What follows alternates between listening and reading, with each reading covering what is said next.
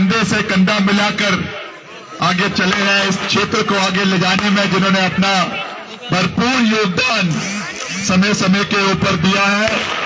आप सबका मैं दिल की गहराइयों से बहुत बहुत धन्यवाद करता हूं, आभार प्रकट करता हूं।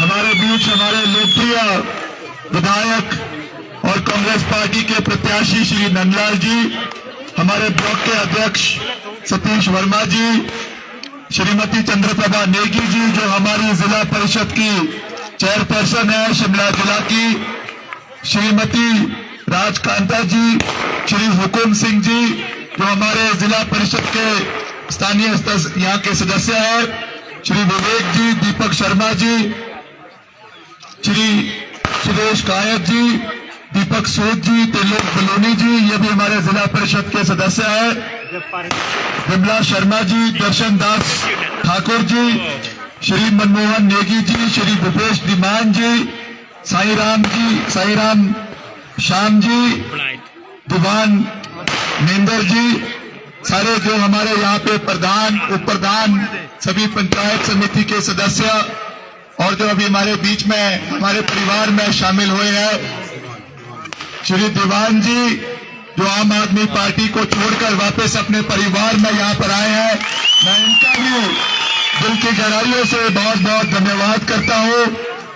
और आप जानते हैं कि आज चुनावी महाकुंभ का आखिरी दिन है और आज आखिरी तारीख है जब हमारी कैंपेनिंग पूरे प्रदेश में हो रही है। और मैं खुद एक प्रत्याशी शिमला ग्रामीण से दूसरी बारी चुनाव लड़ रहा हूं, मगर अपनी जनता को कहकर उनका आशीर्वाद लेकर शिमला ग्रामीण से आज मैं आप सभी के बीच में यहां पर आया हूं। तो आज के दिन का और इस जनसभा का जो महत्व है उस महत्व को आप समझेंगे और उस महत्व का मान रखेंगे। यही एक बेटे की, एक भाई की आप लोगों से विनम्र निवेदन। मैं कोई राजनीतिक भाषण नहीं देना चाहता हूं, ये मेरा परिवार है। राजा वीरभद्र सिंह जी के स्वर्गवास के बाद आज उनका आशीर्वाद तो हमारे साथ है, मगर हमारे बीच में वो नहीं है। आज आप ही मेरा परिवार है, आप लोग ही मेरी ताकत है, आप लोग ही हमारी ताकत है। आपने हमारा मार्गदर्शन करना है, आपने हमें आगे लेकर जाना है, आपने हमारी गलतियों को भी बताना है, आपने हमारे अच्छे कार्यों पे हमारी पीठ को भी थपथपाना है, तभी जाकर हम एक परिवार की तरह आगे बढ़ सकते हैं। और जो सपना स्वर्गीय राजा वीरभद्र सिंह जी का बुशहर क्षेत्र के लिए था, वैसे तो वो हिमाचल प्रदेश के मसीहा थे, सर्वत्र हिमाचल प्रदेश का सर्वत्र विकास का नारा उन्होंने हमेशा दिया, मगर जो कार्य अभूतपूर्व कार्य उन्होंने हमारे रामपुर बुशहर क्षेत्र के लिए किया है, यहाँ की पीढ़ियां, यहाँ के युवा, यहाँ के महिलाएं, यहाँ के बुजुर्ग और हमारी आने वाली पुश्तें युगों युगों तक उनके कार्य को याद रखेगी। और आज हमारा यही दायित्व बनता है कि उनके दिखाए हुए रास्ते पर हमको आगे चलना है। मुझे खुशी है ये बात कहते हुए, आप लोगों के आशीर्वाद के साथ, आप लोगों के समर्थन के साथ, आप लोगों के सहयोग के साथ हमने प्रदेश में पिछले 5 साल में, जब से मुझे सकारात्मक राजनीति में आने का मौका मिला, विधायक के रूप में हमने सेवा करी। हमने हमेशा दलगत राजनीति से ऊपर उठकर राजधर्म को निभाने का प्रयास किया है। हर दल के, हर क्षेत्र के, हर जाति के, इलाके के लोगों को समानता के साथ आगे बढ़ाने का कार्य किया है। और आज मेरा आपसे यही विनम्र निवेदन है, मैं आपका प्रबुद्ध जनता का बहुत बहुत धन्यवाद भी करना चाहूंगा। आपने पीछे जो अभी मंडी संसदीय क्षेत्र के चुनाव हुए और इन चुनावों में आपने जो श्रीमती प्रतिभा सिंह जी का और हमारा मान रखा और 20,000 वोटों से रामपुर क्षेत्र से श्रीमती प्रतिभा सिंह को जिताया, ये नाम, ये रामपुर की पहचान है। आज रामपुर का कोई भी व्यक्ति, ननखरी का कोई भी व्यक्ति किसी भी क्षेत्र में हिमाचल में जाता है, वहां के लोग रामपुर के लोगों को, रोहडू के लोगों को, मेरे निर्वाचन क्षेत्र के लोगों को सलाम करते हैं कि ये राजा वीरभद्र सिंह जी के कर्म भूमि से ये लोग आते हैं। मैं आज यहाँ पे केवल एक राजनीतिक भाषण देने नहीं आया हूं। मेरा आपसे ये विनम्र निवेदन है, एक बेटे के रूप में, एक भाई के रूप में, मैं तो अभी 32 साल का हूं, अपनी राजनीतिक पारी शुरू कर रहा हूं, मगर मेरा आपसे ये विनम्र निवेदन है कि आप सब ने बुशहरियत का मान सम्मान रखना है। जिस नाम के लिए राजा वीरभद्र सिंह जी ने जो बुशहर का नाम पूरे हिमाचल प्रदेश के अंदर रखा, उसको बनाए रखना। जिस रामपुर को हिमाचल प्रदेश के राजनीतिक मानचित्र पे वो लेकर आए, उसको बनाकर रखना। रामपुर का डंका पूरे प्रदेश में बजता रहना चाहिए, यही हमारा आज बहुत से लोग यहाँ पर आकर राजनीतिक रोटियां सेकने की बात करते हैं। आज के ही दिन हमारे ननखरी क्षेत्र में मुख्यमंत्री जी दूसरी चुनावी जनसभा को यहाँ पे जयराम जी संबोधित कर रहे हैं। मैं उनसे पूछना चाहूंगा, मुख्यमंत्री जी, मैं आपका दिल की गहराइयों से व्यक्ति के रूप में बहुत मान सम्मान करता हूं, क्योंकि हम किसी से कोई द्वेष नहीं रखते, हम किसी पे कोई कीचड़ उछालने का प्रयास नहीं करते। मगर वो बताए, 5 साल में जयराम सरकार ने और उनके नुमाइंदों ने कौन सा कार्य रामपुर बुशहर में और ननखरी क्षेत्र में पिछले 5 साल के अंदर किया। हमने व्यक्तिगत रूप से आपकी टिक्कर खमाड़ी सड़क जो राजा वीरभद्र सिंह जी ने अपनी सरकार के समय में जिसमें बजट दिलवाया था, इसको पक्का करने के लिए कई बार इस मुद्दे को विधानसभा के अंदर हमने उठाया, मगर एक पैसा इस सरकार ने इसको पक्का करने के लिए पिछले 5 साल के अंदर नहीं दिया। मैं कोई राजनीति करने यहाँ पे नहीं आया हूं। आप जानते हैं, मैं बहुत स्पष्ट तरीके से मुद्दों के ऊपर और तथ्यों के ऊपर बोलने में विश्वास रखता हूं। और अगर उन्होंने यहाँ पे कुछ किया होता, तो अगर हमारे राजनीतिक प्रतिद्वंदी भी है, मैं तब भी इस मंच से उनका आभार जताता, उनका धन्यवाद करता, क्योंकि राजा साहब ने मुझे एक ही सीख दी है कि सही का समर्थन करो और गलत का विरोध करो। इसी सोच के साथ हमें आगे चलना है।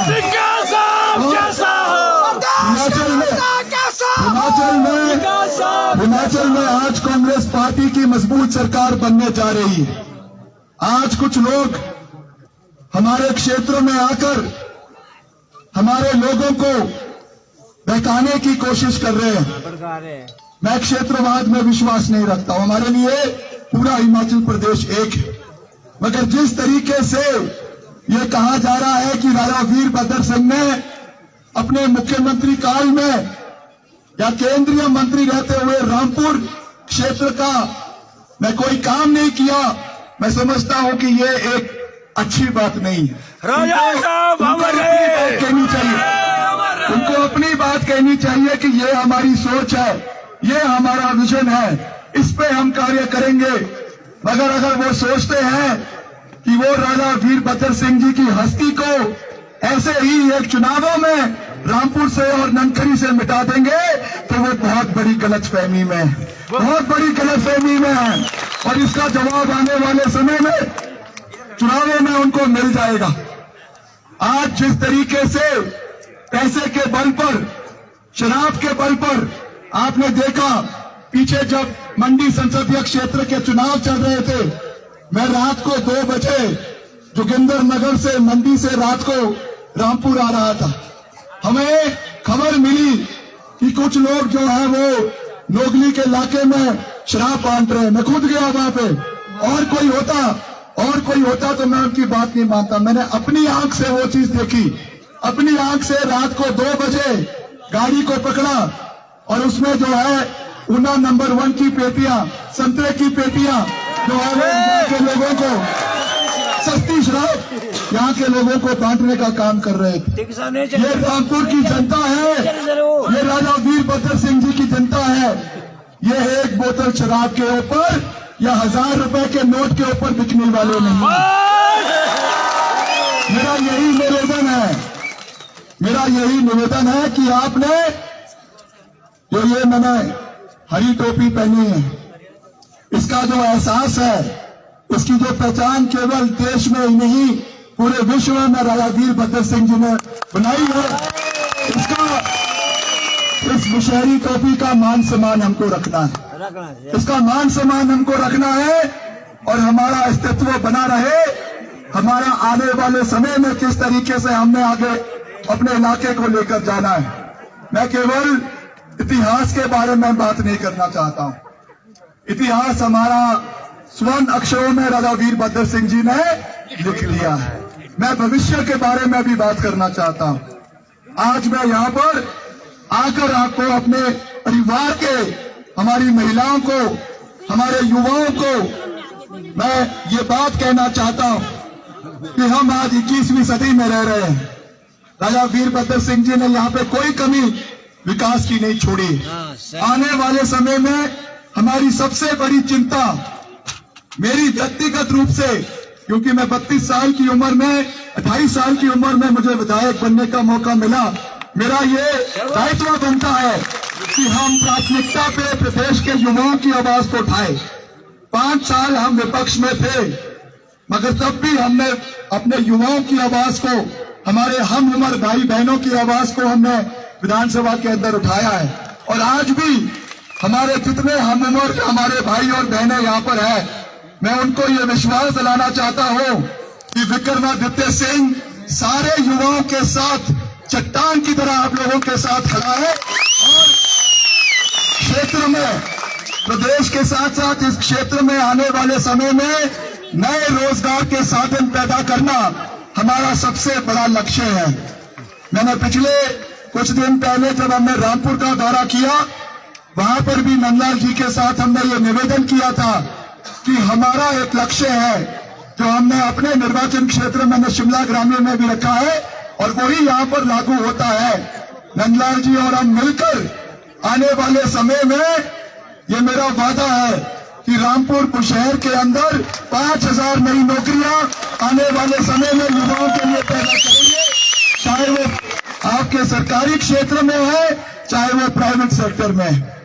और साथ ही साथ हमारा एक और सपना है और सपने को हम पूरा करेंगे। राजा वीरभद्र सिंह जी ने खनेरी हॉस्पिटल रामपुर के अंदर बनाया, मगर आज जब वो बना था 1990 के दौर में, उस समय वो एक बहुत बड़ा अस्पताल था, मगर समय के साथ हमारी पॉपुलेशन भी बढ़ रही है, नेशनल हाईवे पे गाड़ियों का आना जाना बढ़ रहा है, इलाका बढ़ रहा है, इसीलिए ये हम सब की सोच है। हमने बहुत इस पे गहर किया, मंथन किया, विचार किया और जिस तरीके से हमारे लोगों को छोटे छोटे इलाज के लिए शिमला जाना पड़ता है, हमने सबके मंथन के बाद इस चीज पे निर्णय लिया है कि जब हमारी सरकार बनेगी, जो बनना तय है, हम रामपुर के अंदर आईजीएमसी की तर्ज पर मेडिकल कॉलेज का रामपुर के अंदर आने वाले समय में करवाएंगे और उस मेडिकल कॉलेज का नाम स्वर्गीय राजा वीरभद्र सिंह जी के नाम पर रखा जाएगा। इस पर हम आपको विश्वास दिलाना चाहते हैं, क्योंकि हम चाहते हैं हमारे बुजुर्गों को खास करके अच्छी मेडिकल सुविधाएं, अच्छी स्वास्थ्य सुविधाएं आने वाले समय में मिले। राजा वीरभद्र सिंह जी का जो एक सपना था कि हमारे बागवानियों को, हमारे बागवानी क्षेत्र के लोगों को, हमारे किसानों को मजबूत करना है। जो आपने देखा, जो सेब की पेटी के ऊपर सब्सिडी हमारी सरकार के माध्यम से दी जाती थी, जीएसटी जो 5% था, आज जयराम सरकार ने उस जीएसटी को 5% से बढ़ाकर 18% कर दिया है। इस पर सुनवाई नहीं हो रही है, कोई इसके ऊपर बात नहीं हो रही है। आपने देखा किस तरीके से जो हमारा संयुक्त किसान सभा है, जो किसी भी राजनीतिक पार्टी से नहीं जुड़ा, उन्होंने आकर विधानसभा का और सचिवालय का घेराव किया। क्यों किया? क्योंकि आज बागवानों की, किसानों की आवाज को दबाया जा रहा है। जो खाद के ऊपर, जो कीटनाशकों के ऊपर सब्सिडी राजा वीरभद्र सिंह जी ने शुरू करी थी, उसको भी इस सरकार ने बंद कर दिया है। हमारा आने वाले समय में, क्योंकि राजा साहब हमेशा हमारे बागवानों के बारे में बहुत सोचते थे, ये हमारा वादा है कि जब हमारी सरकार बनेगी, हम ननखरी के अंदर एक state of the art CA store यहाँ पे जो है वो आने वाले समय में लगाएंगे। और सीए स्टोर के साथ साथ क्योंकि हम चाहते हैं जो भविष्य है वो युवाओं का है, और मैं हर अपने मंच पर या जब मैं सोशल मीडिया पे भी कोई बात करता हूँ और मैं लोगों की आवाज को भी सुनता हूँ, क्योंकि मैं केवल अपनी बात कहने में विश्वास नहीं रखता हूँ, लोगों की आवाज सुनने में भी विश्वास रखता हूँ। जब भी हमारी किसी सोशल मीडिया पे भी कोई वार्तालाप होती है, युवा हमेशा ये कहते हैं कि हमें स्वरोजगार के साधन चाहिए। जनाब, सरकारी नौकरी सबको नहीं चाहिए, सब चाहते हैं कि हमको अपने पांव के ऊपर खड़ा होना है। स्वरोजगार के साधन युवाओं को चाहिए, इसलिए क्योंकि ये हमारा सेब बाहुल्य क्षेत्र है, सीए स्टोर तो लगाएंगे, मगर इसके साथ साथ एक फूड प्रोसेसिंग और आपका जो है फ्रूट प्रोसेसिंग यूनिट भी हम आने वाले समय में यहाँ पर लगाएंगे, ताकि हमारे युवाओं को आने वाले समय में ज्यादा से ज्यादा अच्छे दाम के ऊपर, चाहे उनका ए ग्रेड सेब है, चाहे बी ग्रेड सेब है, चाहे सी ग्रेड सेब है, उसका अच्छा दाम मिले। और जो सी ग्रेड सेब आप एचपीएमसी को बेचते हैं, उसकी प्रोसेसिंग इसी इलाके में होकर उसके अलग अलग जो है वो प्रोडक्ट्स आने वाले समय में बन सके, इसके लिए हम कार्य करेंगे। और महिलाओं के लिए अभी पीछे आपके रामपुर के अंदर स्मृति ईरानी जी आई थी। वैसे तो मैं उनका बहुत उनको चाहता था, जब वो क्योंकि सास भी बहू में आती थी तो वहां पे अच्छी अच्छी बातें करती थी, मगर जब से राजनीति में आई है तो उनको दीन दुनिया का कुछ पता नहीं है। जब 400 रुपए का गैस सिलेंडर होता था, 400 रुपए का, तो रिज मैदान पर आई शिमला में, वहां पे तांडव किया, वहां पे गैस सिलेंडर के कपड़े पहनकर स्कैंडल पॉइंट के ऊपर जो है नाटी लगाई। मगर आज जब 1200 रुपए का गैस सिलेंडर हो चुका है, तो इन महिलाओं के मुंह के ऊपर ताला लगा हुआ है। इसके लिए हमने निर्णय लिया है कि हमने एक योजना लेकर आनी है। हमने योजना लेकर आनी है हर घर लक्ष्मी। ये राजा वीरभद्र सिंह जी की सोच थी, जिसे हमारी सरकार आने वाले समय में पूरा करेगी।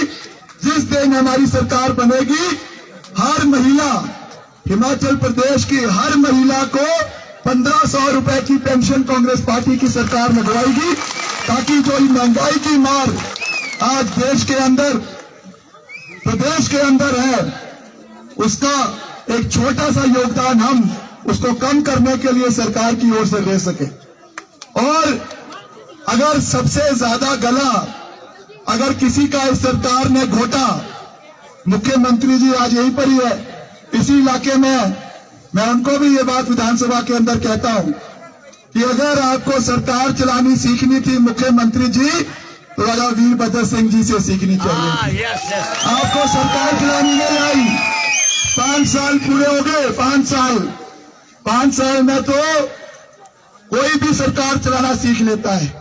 इनकी इस सरकार की सबसे बड़ी उपलब्धि क्या है, मैं बताता हूँ क्या उपलब्धि है। 5 साल में 7 चीफ सेक्रेटरी बदल दिए, 5 डीजीपी बदल दिए, 3 प्रिंसिपल सेक्रेटरी मुख्यमंत्री के बदल दिए, और जो सुबह निर्णय लेते हैं शाम होते होते 5 बजते नहीं है और वो निर्णय वापस ले लिया जाता है। ये कौन सा मुख्यमंत्री है, ये कौन सी सरकार है जहां पर सरकार का, मुख्यमंत्री का कोई नियंत्रण ही नहीं है।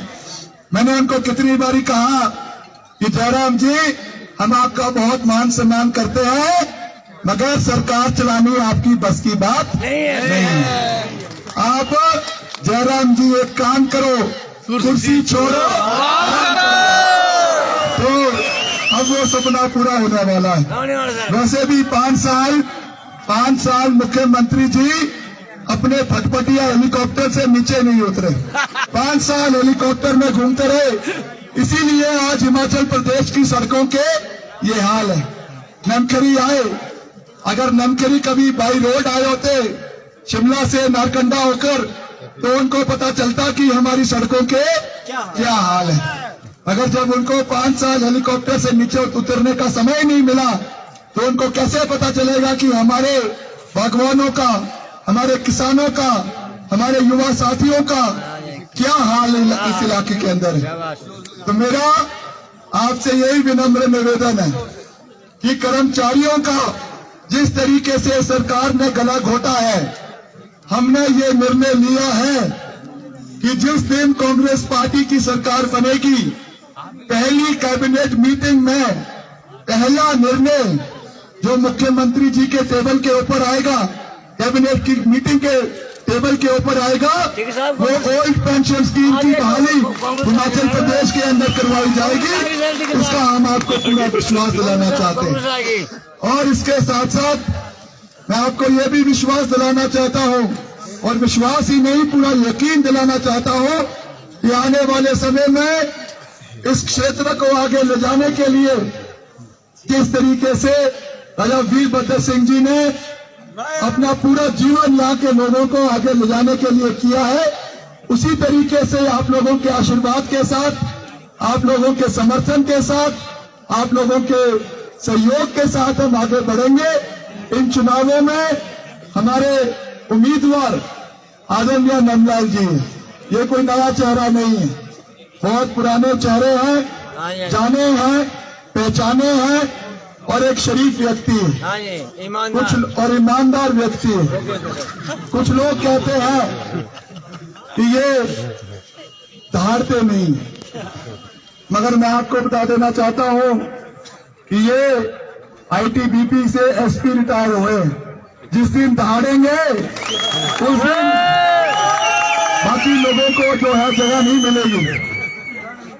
ये एक शरीफ व्यक्ति है, इन्होंने इस इलाके को आगे ले जाने में अपना बहुत योगदान दिया।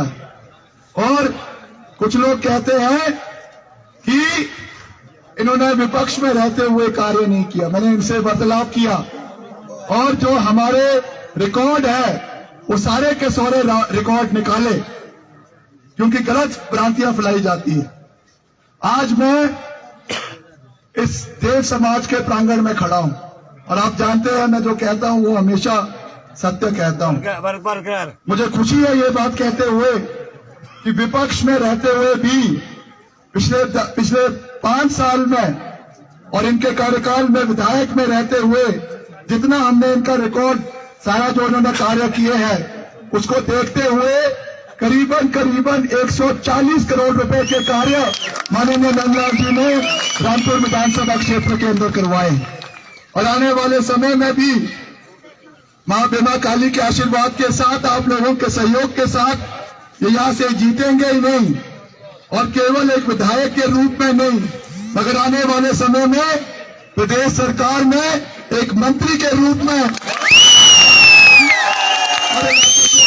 का कार्य करेंगे। धूमधाम से मैं आपको ये विश्वास दिलाना चाहता हूं कि हमको मिलकर ये लड़ाई लड़नी है, मिलकर रामपुर बुशहर को आगे ले जाना है, और राजा वीरभद्र सिंह जी का जो सपना इस क्षेत्र के लिए है, उसको आने वाले समय में पूरा करने की आवश्यकता है।